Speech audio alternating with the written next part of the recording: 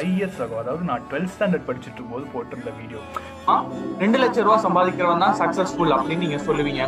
ஆனா இப்போ இப்படி மாத்தி பாருங்களேன், 20,000 ரூபாய் சம்பாதிக்கிறவன் நிம்மதியா வாழ்றான். அதாவது இந்த 20,000 எனக்கு போதும், நான் எனக்கு தேவைக்கு அதிகமாவே கிடைக்கும், நான் நிம்மதியா வாழ்றேன் அப்படின்னு நினைச்சு வாழ்றான்.